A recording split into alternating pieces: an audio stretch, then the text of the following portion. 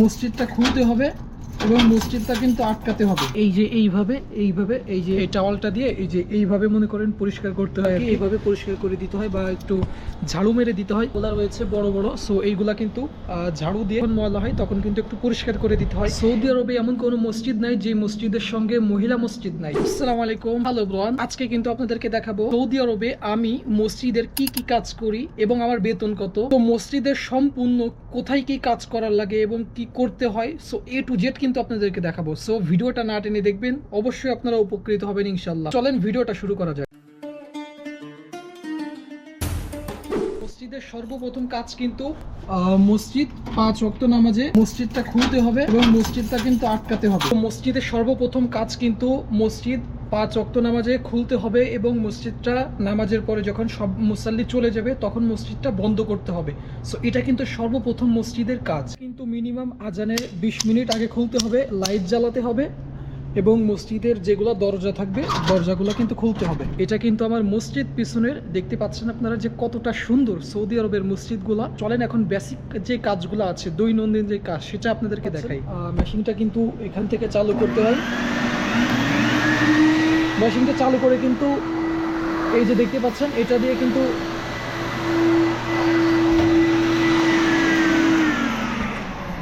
তো এই যে মেশিনটা দেখতে পাচ্ছেন, এই মেশিনটা দিয়ে কিন্তু এইভাবে এই যে পুরা এই যে মসজিদটা দেখতে পাচ্ছেন, এই যে পুরা মসজিদ এটা কিন্তু দিনে একবার করে পরিষ্কার করতে হয়। আর এটা কিন্তু পরিষ্কার করতে আমার মিনিমাম 1 ঘন্টা সময় লাগে সারা দিনে আর কি। সো এটা কিন্তু অনেক জরুরি প্রতিদিন, যেহেতু মুসাল্লিরা যায়, মুসাল্লিদের পায়ের সাথে ধুলা বালু এইগুলো আসে, তো এই মেশিনটা দিয়ে কিন্তু এই ধুলা বালুগুলো পরিষ্কার করতে হয়। মসজিদের কাজে কিন্তু এটা অনেক জরুরি। এই যে ফ্রিজটা দেখতে পাচ্ছেন, এই ফ্রিজের ভিতরে এই যে পানিগুলো দেখতে পাচ্ছেন আমি সাজিয়ে রেখেছি। এখানে রয়েছে খেজুর, এটা কিন্তু খেজুর, এখানে কিন্তু আমি পানিগুলো অলরেডি সাজিয়ে রেখেছি। সো এটা কিন্তু প্রতিদিন রাখতেই হবে বাধ্যতামূলক। এখানে মুসাল্লিরা এসে পানি খায়, ঠান্ডা পানি, এরপরে নর্মাল পানি রয়েছে ওদিকে। সো এটা কিন্তু অনেক জরুরি মসজিদের কাজের জন্য। এটা কিন্তু মসজিদের একটা কাজ। এখন চলেন আমরা নেক্সট কাজে চলে। সৌদির মসজিদের মুসাল্লিদের জন্য এখানে পানি কতগুলা রেখে দিয়েছে, এগুলা কিন্তু মুসাল্লিরা নামাজ পড়তে এসে এই পানিগুলা কিন্তু খেয়ে থাকে। দেখতে পাচ্ছেন এখানে কতগুলা পানি, এই সবগুলা পানি কিন্তু শুধুমাত্র মুসাল্লিদের জন্য। আর এই পানিগুলা কিন্তু মুসাল্লিরাই কিনে দেয় মুসাল্লিদের জন্য আর কি, কিন্তু আমাকে রাখতে হয় ফ্রিজে, দেখালাম। সো চলেন এখন নেক্সট কাজে চলে যাই। কাজ সেটা হচ্ছে, দেখতে পাচ্ছেন এখানে রয়েছে টেবিল, এখানে রয়েছে কোরআন শরীফ, এখানে কিন্তু কোরআন এদিকে দেখতে পাচ্ছেন। সো নেক্সট যেটা করতে হয় সেটা হচ্ছে এই যে টাওয়ালটা দেখতে পাচ্ছেন, এই টাওয়ালটা দিয়ে এই যে এইভাবে মনে করেন পরিষ্কার করতে হয় আর কি। এখানে অতিরিক্ত ধুলা পড়লে এগুলো আর কি দৈনন্দিন আর কি এটা পরিষ্কার করতে হয়।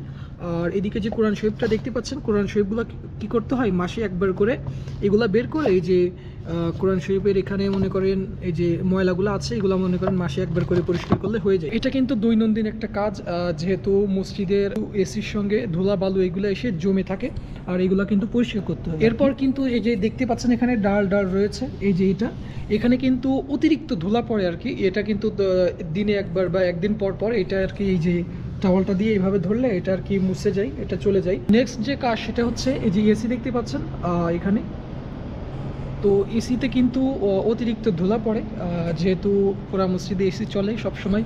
আর এসির এই যে এখানে, এরপরে এখানে এই যে ধুলাগুলা পড়ে, এটা কিন্তু সপ্তাহে একবার করে আমাকে পরিষ্কার করতে হয়। আর এটা কিন্তু বেশি প্যারার কাজ না, একেবারে সহজ কাজ। এটা আমরা ঘর বাড়ি যেমন নিজেরা পরিষ্কার করে রাখি, মসজিদের কাজ কিন্তু ঠিক তেমনই, কোনো প্যারার কোনো কাজ না।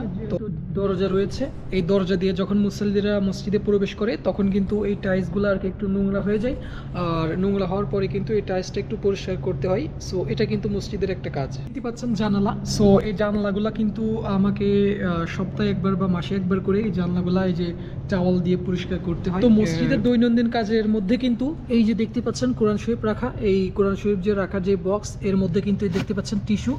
এই টিস্যু যখন শেষ হয়ে যায় তখন কিন্তু এখানে টিস্যু রাখতে হয়। আর এদিকে কিন্তু আমি উপরে বালতি একটা দুইটা রেখে দিয়েছি যেন মানুষের নিচে না হতে হয়। বলদের ড্রাম দেখতে পাচ্ছেন, একটা বক্স, এখানে কিন্তু ময়লা রাখতে হয়। সো এই ময়লাগুলা কিন্তু ফুল হয়ে যায়, অর্থাৎ মুসাল্লিরা যে টিস্যুগুলা ব্যবহার করে এই টিস্যুগুলা কিন্তু এখানে ফেলায়, বা ময়লা বা পানি খেয়ে এই বোতলগুলো এখানে ফেলায়। সো দেখতে পাচ্ছেন এখানে কিন্তু আমি জমা করে রেখেছি। যে ময়লাগুলো হয়েছে, সো এগুলা কিন্তু নিয়ে আমি সামনে যেখানে ময়লা ফেলানোর ডাস্টবিন রয়েছে সেখানে ফেলাই দিব। সো এটা কিন্তু দৈনন্দিন কাজ আর কি, যেটা করতে হবে আর কি বাধ্যতামূলক।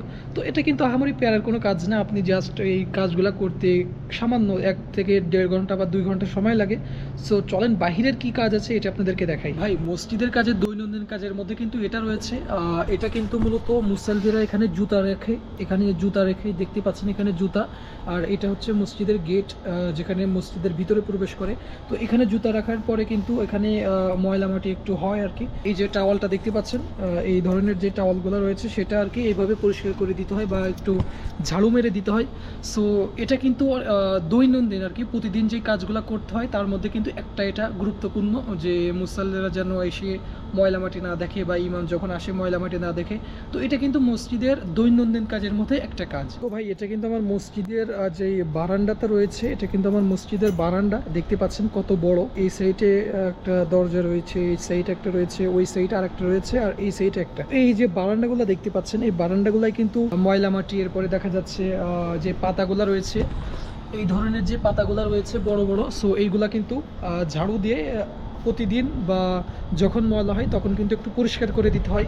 এরপর এই যে ফ্লোরগুলো দেখতে পাচ্ছেন বা বারান্দার যে ফ্লোর, এটা কিন্তু সপ্তাহে একদিন পানি দিয়ে এটা আর কি ধুতে হয়। এটা কিন্তু প্রতিটা মসজিদের রয়েছে এরকম বারান্দা বা ফ্লোর, এটা কিন্তু প্রতি সপ্তাহে একদিন করে একটু পানি দিয়ে ধুতে হয় আর কি।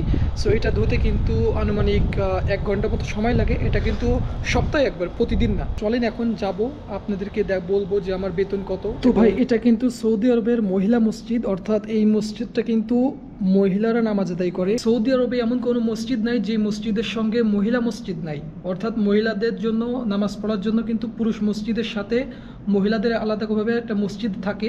তো এটা কিন্তু মহিলা মসজিদ। এখানেই যে কাজগুলো বললাম পুরুষ মসজিদে করতে হয়, সেম কাজগুলো কিন্তু মহিলা মসজিদেও করতে হয়। চলেন এখন আমরা যাব যে আসলে মসজিদের টয়লেটগুলা বা বাথরুমগুলা কেমন হয়ে থাকে। সো চলেন আপনাদেরকে দেখাই। সৌদি আরবের মহিলা মসজিদের টয়লেট, এটা কিন্তু মহিলা মসজিদের বাথরুম। তো এই বাথরুমটা কিন্তু প্রতিদিন পরিষ্কার করা লাগে না, সপ্তাহে একবার বা 10 দিন 12 দিন পরে একবার পরিষ্কার করলেই হয়ে যায়। এখানে কিন্তু মহিলারা বেশি একটা আসে না। কিন্তু পুরুষ মসজিদের টয়লেট এগুলা দেখতে পাচ্ছেন এখানে। সৌদি আরবের মসজিদের আমার বেতন কত, তো আমার বেতনটা বলার আগে এতটুকু বলি, সৌদি আরবে কিন্তু প্রতিটা মসজিদের কাজ কিন্তু কোম্পানি সিস্টেম, অর্থাৎ কোম্পানি থেকে কিন্তু আমেল দেয়, অর্থাৎ বাঙালি বা অন্য অন্য দেশের লোকদেরকে মসজিদে দেয় এবং তারা কাজ করে। সাধারণত কোম্পানিতে যারা কাজ করে তাদের বেতন হয়ে থাকে 600 রিয়াল বা 800 রিয়াল, 600 রিয়াল হয়ে থাকে আর কি, 400 রিয়াল এরকম হয়ে থাকে। বেশি মসজিদের কাজের বেশি বেতন দেয় না। পাশাপাশি সুবিধা থাকে কি, তারা বাইরে কাজ করতে পারে। তো আমাকে 1000 রিয়াল বেতন দেয় ইমাম। আমি যেহেতু মাদ্রাসায় পড়ালেখা করেছি, আমি যেহেতু কোরআনের একজন হাফেজ, এই জন্য কিন্তু মসজিদের যে ইমামটা রয়েছে সে আমাকে পার্সোনাল ভাবে এখানে রেখেছে। ইমাম এখানে চাকরি করে, পাশাপাশি বিজনেস করে, এই জন্য কিন্তু মসজিদে বেশি একটা আসতে পারি না, যার কারণে আমাকে নামাজ পড়াতে হয়, আবার আজান দিতে হয়, যখন ইমাম না থাকে নামাজ পড়াতে হয়, মসজিদ না থাকে আজান দিতে হয়। অর্থাৎ মসজিদের টোটাল যত কাজ যত দায়িত্ব সব কিন্তু আমার এখানে, অর্থাৎ নামাজ পড়ানো, আজান দেওয়া, এরপরে ক্লিন করে রাখা, এখানে কিন্তু সবকিছু দায়িত্ব আমার।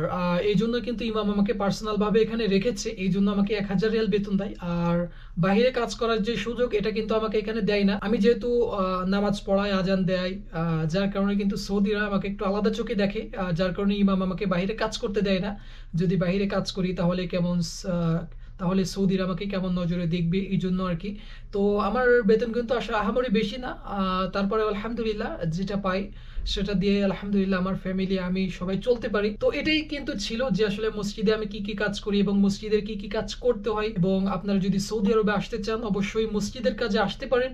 মসজিদের কাজ কিন্তু অনেক ভালো, পাশাপাশি আপনাদের নামাজ কালাম ঠিক থাকবে, আপনারা সুন্দর করে চলাফেরা করতে পারবেন। এরপরে আপনারা বাইরে কাজ করতে পারবেন, বাইরে কিন্তু কাজ করলে অনেক টাকা আসে মসজিদে। কিছু যদি হাদিয়া মাদিয়া পাই, এই এখন বর্তমানে হাদিয়া মাদিয়া খুব কম, এখন বর্তমান সৌদির একটু অন্য টাইপের হয়ে গেছে, যার কারণে বেশি একটা হাদিয়া দেয় না। সো তারপরেও আপনারা যদি মসজিদের কাজে আসতে চান অবশ্যই আসতে পারেন, আপনারা বাইরে কাজ করতে পারবেন, বাইরে কাজ করার সুযোগ সুবিধা থাকে, যার কারণে কিন্তু অনেক টাকা বেতন যেহেতু কম, 400 রিয়াল বেশি না বাংলা টাকায়, বা 600 রিয়াল বেশি না, যার কারণে কিন্তু আপনার বাইরে কাজ করলে আপনাদের অনেক বড় একটা অ্যামাউন্ট আসবে। আজকের ভিডিওটা কিন্তু এই পর্যন্তই, কেমন লেগেছে অবশ্যই সবাই কমেন্ট করবেন, আর নেক্সট ভিডিও আপনারা কি নিয়ে চান সেটাও কিন্তু কমেন্ট করবেন। আজকের ভিডিওটা এই পর্যন্তই, সবাই ভালো থাকেন, সুস্থ থাকেন, আসসালামু আলাইকুম।